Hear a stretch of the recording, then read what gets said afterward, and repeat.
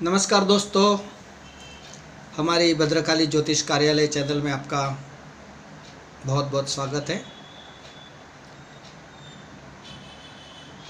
मैं एस्ट्रोलॉजर गिरीश गुरुजी हर हमेशा आपको नए नए वीडियो देने की कोशिश करता हूं। हाल में ही महाशिवरात्रि पे माता रानी की उपासना का एक वीडियो मैंने रखा है, आप भी उसको देखिएगा। आज मैं जो वीडियो बनाने जा रहा हूँ ये है बहुत चर्चित विषय और जिसका डर लोगों के अंदर बहुत गहराई तक पहुँचा है, ऐसा सब्जेक्ट है और हकीकत में इतना डरने जैसा नहीं है। ये वीडियो है मंगल दोष पे। जब किसी भी लड़की या लड़के की शादी करनी हो तो उसके माता पिता सबसे पहले सामने वाले व्यक्ति को यही पूछते हैं कि आपकी जन्म पत्रिका में मंगल दोष है क्या, हमारी पत्रिका मांगलिक है, आपकी मांगलिक है कि नहीं, या तो हमारी पत्रिका में मंगल नहीं है, आप लोग मंगलिक है क्या। इस तरह से लोगों को पूछकर सिर्फ मंगल के नाम से ही कभी कभी तो बात आगे बढ़ने से रुक जाती है। दोस्तों, नाम मंगल और उसका फल अमंगल कैसे हो सकता है। हम कोई भी बड़े मंदिरों में अगर सुबह की आरती का नाम सुने तो उसे मंगला आरती बोलते हैं, मंगल आरती बोलते हैं। गणपति बाप्पा को हम मंगल मूर्ति बोलते हैं। इवन शादी करने के लिए जो शादी के शुभारंभ है उसे मंगल प्रसंग, मंगल तोरण। जैनों में कोई भी महाराज साहब अपने व्याख्यान की शुरुआत मांगलिक से, प्रभु की प्रार्थना से करते हैं। मंगल को गणेश का स्वरूप, स्वामी कार्तिक का स्वरूप, स्कंद देव का स्वरूप दिया गया है। तो ये मंगल अमंगल कैसे बन गया, अशुभ कैसे बन गया, इसके बारे में इतनी गैर मान्यता कैसी। यहाँ तक कि मेरे एस्ट्रोलॉजी के 30 साल के अनुभव में कुछ ऐसे भी लोग मिले, ऐसे भी किस्से मिले हैं कि जो एक बात पकड़ के बैठ जाते हैं कि मेरी लड़की में या लड़के की कुंडली में मंगल नहीं है, अगर मैं मंगल वाली व्यक्ति से शादी करूँगा तो मेरी लड़की या लड़का मृत्यु को प्राप्त होगा। कितनी अजीब सोच है। तो दोस्तों, ऐसी कोई बात नहीं है। ये ख्यालात इस तरह से नहीं है कि एक व्यक्ति को मंगल हो और दूसरे व्यक्ति को मंगल न हो तो इसकी मृत्यु ही हो जाती, ऐसी कोई बात नहीं है। मैं इसको आगे और स्पष्ट करूँगा। आपको मालूम है हमारी भद्रकाली ज्योतिष कार्यालय चैनल में अलग अलग प्रकार के विषयों पे बहुत सारे वीडियोस रखे हैं मैंने, खास करके शनि की 7.5, नवग्रह के रत्न, 1 से 14 मुखी रुद्राक्ष, अलग अलग प्रकार के मुहूर्त, रेकी, लाल किताब। तो आप उसका ज़रूर उपयोग कीजिए। तो अब हम चलते हैं मंगल के बारे में विशेष रूप से जानने के लिए। यहाँ पे जो ज्योतिष शास्त्र नहीं जानते उनके लिए भी ये जानकारी बहुत लाभदायी है, और ज्योतिष का जिसने अभ्यास किया है वो तो ये सारी चीज़ें जानते हैं, लेकिन शायद कोई एकाध बात उनको विशेष रूप से रुच जाए तो मुझे खुशी होगी। सबसे पहले तो मंगल दोष कैसे बनता है किसी भी व्यक्ति की जन्म कुंडली में। देखिए, मैं शब्द वापर रहा हूँ जन्म कुंडली, राशि कुंडली नहीं, जन्म कुंडली, क्योंकि सबसे पहले जन्म कुंडली बनती है, उसके बाद में राशि कुंडली, नवमांश कुंडली या अन्य कुंडलियाँ बनती है। तो जन्म कुंडली मुख्य है। तो जन्म कुंडली के प्रथम भाव में, चतुर्थ भाव में, सप्तम भाव में, अष्टम भाव में और व्यय यानी के 12वें भाव में अगर मंगल बैठा है तो इसे एक रीत से मंगल दोष माना जाता है। आप देखेंगे ज्योतिष शास्त्र को जानने वाले लोगों को मालूम है कि ये पांचों स्थान कहीं न कोई रूप से मंगल की दृष्टि के कारण शादी जीवन, दोनों के शादी जीवन के सुख और भोग विलास को बिल्कुल कनेक्ट करते हैं। लग्न में बैठा मंगल 7वें 8वें दृष्टि करेगा, चौथे स्थान में बैठा मंगल 7वें दृष्टि करेगा, 12वें स्थान में बैठा मंगल भी 7वें स्थान को दृष्टि करेगा, और 7वें 8वें में तो मंगल खुद ही बैठा हुआ है।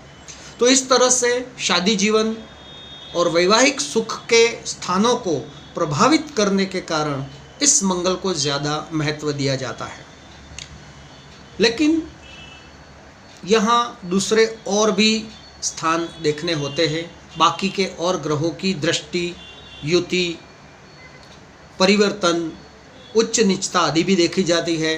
और साउथ में तो चंद्र से और शुक्र से भी मंगल दोष को एक बार देखा जाता है, लेकिन मेरे अनुभव में लग्न से मुख्य मंगल दोष है। अगर लड़के को मंगल दोष है तो उसको वर का मंगल दोष यानी कि पाघड़ी, सर पे जो बांधते हैं पाघड़ी मंगल बोलते हैं। और अगर महिला को मंगल दोष है, कन्या को मंगल, स्त्री को मंगल दोष है, तो उसे घाटड़ी यानी चुनरी का मंगल बोला जाता है। अब बहुत गौर से मेरी बात को सुनना कि जब जब इन स्थानों बैठा हुआ मंगल अगर अपनी राशि में यानी खुद की राशि में होगा, मेष राशि में या वृश्चिक राशि में, नीच का होगा यानी कर्क राशि में होगा, उच्च का होगा यानी मकर राशि में होगा, अस्त का होगा यानी सूर्य के डिग्री के बिल्कुल बराबर डिग्री में 2-3 डिग्री आगे पीछे होगा, तो यह मंगल दोष काफ़ी हद तक मंद हो जाता है, सौम्य बन जाता है, हल्का हो जाता है। इसके अलावा प्रथम स्थान में अगर मेष राशि में मंगल है, चौथे स्थान में वृश्चिक का मंगल है, 7वें स्थान में मकर का या मीन का मंगल है, 8वें भाव में कर्क का मंगल है, और 12वें भाव में अगर धनु राशि का मंगल है, तब भी इस मंगल दोष को बिल्कुल न के बराबर समझ सकते हैं। तब अगर सामने वाले की कुंडली में मंगल दोष न होते हुए भी अगर 36 में से 25 उपरांत गुण मिलते हो, खानदान पहचान वाला हो, एक दूसरे को अच्छी तरह से जानते हैं, गुरु की, शनि की कुछ अच्छी परिस्थिति है, तो बिना मंगल होते हुए भी आप शादी के लिए आगे बढ़ सकते हैं। तो इस तरह से मंगल दोष हल्का होता है, सौम्य बनता है, कमज़ोर बनता है। इसके अलावा एक मान्यता है कि एक व्यक्ति को, पुरुष को या महिला को, अगर इन स्थानों में मंगल है लेकिन अन्य जिसके साथ शादी करनी है उस महिला या स्त्री की कुंडली में शनि, रवि या राहु, इन तीनों में से कोई भी एक ग्रह पहले, चौथे, 7वें, 8वें या 12वें भाव में बैठे हैं, तब भी मंगल दोष को थोड़ा सा सौम्य माने जाने का रिवाज है। तो इसलिए सीधा मंगलिक कुंडली है इतना शब्द सुन के ही डर जाने की कोई ज़रूरत नहीं है। अपने किसी भी विद्वान एस्ट्रोलॉजर से पूछकर, हाँ, आप ऑनलाइन सर्च करके मंगल दोष है वगैरह देखेंगे तो इतनी डिप में नहीं जा पाएंगे, लेकिन किसी विद्वान एस्ट्रोलॉजर को मिलेंगे तो ये ज़रूर बताएगा कि आपकी कुंडली में बना हुआ मंगल दोष कितना सौम्य है, हल्का है, भारी है या पूर्ण है। मंगल दोष के अलावा कुंडली में और भी काफ़ी चीज़ें देखनी होती है, क्योंकि शादी सिर्फ मंगल को देख के नहीं की जाती है। 7वां स्थान जो शादी जीवन का, लाइफ पार्टनर का है, तो सप्तमेश भी देखा जाता है। सप्तमेश अगर नीच, अस्त अपने से 6ठे, 8वें, 12वें भाव में और पाप ग्रहों की युति या दृष्टि में पड़ा है, तब भी शादी जीवन का सुख थोड़ा सा कम मिलता है। नवांश में भी अगर लग्नेश या सप्तमेश कमज़ोर बनते हैं तब भी शादी जीवन के अंदर अड़चनें आती हुई देखी जाती है।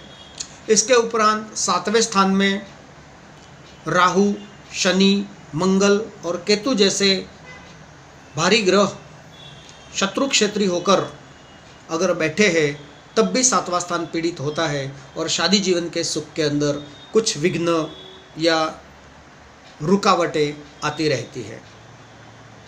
अगर शनि ग्रह खुद 7वें भाव में, दूसरे भाव में यानी फैमिली का जो स्थान है 8वें भाव में और 12वें भाव में बैठा है तब भी शादी जीवन के सुख में रुकावटें आती है। तो आपको सिर्फ मंगल को देखकर ही निर्णय नहीं लेना है कि सामने वाले व्यक्ति में मंगल है तो हम तो बात ही नहीं चलाएंगे, कुंडली ही मिलान नहीं करेंगे, ऐसी कोई बात नहीं है। ये कोई विद्वान एस्ट्रोलॉजर होगा तो पक्का आपको बताएगा कि भाई आपको आपकी नज़र में मंगल दोष है, लेकिन रियल में मंगल दोष इतना भारी या नहीं है। इसके उपरांत 8 प्रकार के जो गुण मिलन बताए गए हैं, वर्ण, वश्य, तारा, गण, युंजा, नाड़ी, योनि और भकुट, ये 8 चीज़ें भी मंगल के अलावा देखी जाती है। इसके ऊपर हम लोग 1-2 वीडियो और बनाकर उसको और डिटेल में जाके देखेंगे। मुख्य बात है शादी जीवन का सुख देने वाला जो ग्रह है वो पुरुष के लिए शुक्र है, महिलाओं के लिए गुरु है। तो ये दोनों ग्रह अगर अच्छे स्थान में बैठे हैं, शुभ स्थान में बैठे हैं, शुभ ग्रहों के साथ, मित्र ग्रहों के साथ शुभ दृष्टि में बैठे हैं, अपनी राशि में, उच्च राशि में, दोस्त की राशि में बैठे हैं, नवमांश में भी बलवान बनते हैं, तो शादी जीवन का सुख काफ़ी अच्छी तरह से मिलता है। कभी कभी मंगल दोष एक दूसरे को न होते हुए भी कुछ रुकावटें, विघ्नों के बाद भी शादी जीवन का सुख अच्छा मिल सकता है। मंगल दोष के उपरांत जिस व्यक्ति के साथ आपको शादी करनी है उसके अंदर संतान सुख, धन संपत्ति का सुख और शादी जीवन का सुख भी देखना ज़रूरी होता है। किसी व्यक्ति की कुंडली में केमद्रुम दोष, कालसर्प दोष, श्रापित दोष, चंडाल दोष, ग्रहण दोष, शकट योग, विष दोष, ऐसे 2-4 दोष एक साथ में अशुभ योग भी अगर बने हैं तब भी ये कुंडली थोड़ी कमज़ोर पड़ती है, तो आपको उसको भी ध्यान में रखना है। और किसी कुंडली में गजकेसरी योग, अमलाकीर्ति योग, पंच महापुरुष योग, राजयोग जैसे बलवान योग बने हैं, तब अगर कुंडली में मैच मेकिंग में कुछ 1-2 गुण कम भी मिल जाते हैं तब भी आप कुंडली का बलाबल देखकर उसके लिए आगे बढ़ सकते हैं। मेरे रिसर्च में एक बात और मैंने नोट की है कि अगर पुरुष की कुंडली में मंगल, चंद्रमा और शुक्र जहाँ बैठे हैं वही स्थानों में या उनके बराबर सामने वाले स्थानों में अगर महिला के भी मंगल, शुक्र या चंद्र बैठे हैं तो ये बहुत ही सुंदर मित्रता भरा आकर्षक योग माना जाता है। अगर ये ग्रह एक दूसरे की राशि में बैठे हैं, एक दूसरे पे दृष्टि करते हैं या एक दूसरे के नक्षत्र में भी बैठे हैं तब भी प्रबल आकर्षण योग बनता है। और कभी कभी तो मंगल दोष होते हुए भी इनका जीवन बड़ा ही आनंदित बीतता हुआ मैंने देखा है, क्योंकि आखिरकार कुल मिलाकर देखा ये जाता है कि दोनों के मन मिले, दोनों को अंदर एक दूसरे का आकर्षण बने और दोनों तंदुरुस्त हो।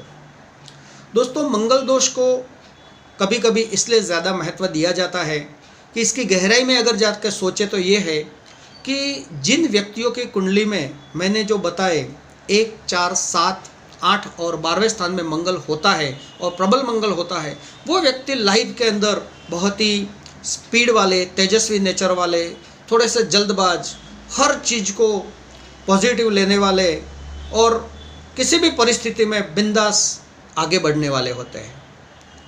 जब सामने वाला पात्र इनकी रिदम को नहीं पकड़ पाता है,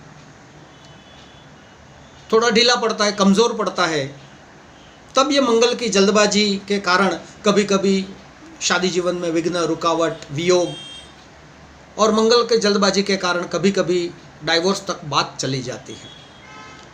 लेकिन पहले से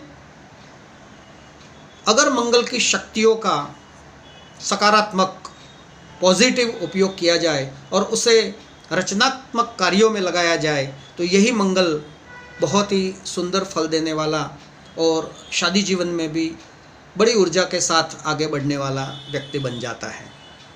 तो मेरा ये वीडियो बनाने का एक ही उद्देश्य है कि सिर्फ मंगल को देखकर उसको अमंगल न माने, क्योंकि मंगल का जो अमल है हमारे शरीर के अंदर, हड्डियों के अंदर, जो बोन मैरो बोलते हैं, मज्जा, हड्डियों के ऊपर अमल है, हमारे रक्त के परिभ्रमण पे अमल है, और हमारे अंदर जो एनर्जी है, शक्ति है, उसके ऊपर मंगल का अमल है। अगर कुंडली में मंगल ही कमज़ोर पड़ गया तो शक्ति कहाँ से आएगी? इसीलिए ज्योतिष शास्त्र का पूरा जिसको नॉलेज हो, ऐसे विद्वान व्यक्ति के पास जाकर अपनी कुंडली दिखाकर, लड़की की लड़के की दोनों की कुंडली मिलवाकर फिर अच्छे से आगे बढ़ेंगे तो मेरे हिसाब से आपको ज़्यादा लाभ होगा। और मंगल के बारे में फैली अफवाहों से आपका इस वीडियो देखने के बाद काफ़ी हद तक निवारण हो गया होगा। तभी मैं समझूंगा कि मेरा ये वीडियो बनाने का उद्देश्य सफल हुआ है। हमारे भद्रकाली ज्योतिष कार्यालय चैनल में और भी बहुत सारे वीडियो है, उसे आप देखिए। इस वीडियो को भी आप अपने दोस्तों में, मित्रों में शेयर कीजिए। मेरी चैनल को अगर सब्सक्राइब नहीं किया तो आप सब्सक्राइब कीजिए, लाइक कीजिए। और कोई भी विशेष जानकारी चाहिए, रुद्राक्ष चाहिए, नवग्रह के रत्न चाहिए, तो आप हमारा संपर्क कर सकते हैं। एस्ट्रोलॉजर गिरीश गुरुजी। व्हाट्सएप नंबर है 9324552324। भद्रकाली ज्योतिष कार्यालय चैनल, मुंबई। कोरोना का समय अभी भी कहीं कहीं छुप छुप के दिख रहा है, तो अपना और परिवार का विशेष ख्याल रखिए। इसके पहले जो शिवरात्रि के ऊपर माता रानी का एक यंत्र के ऊपर मैंने वीडियो रखा है, वो आप ज़रूर देखिएगा, बहुत ही लाभदायी वीडियो है। मंगल महाराज का 9 नंबर है, 9 नंबर के साथ ही 18 मिनट का ये वीडियो मैं समाप्त करता हूँ।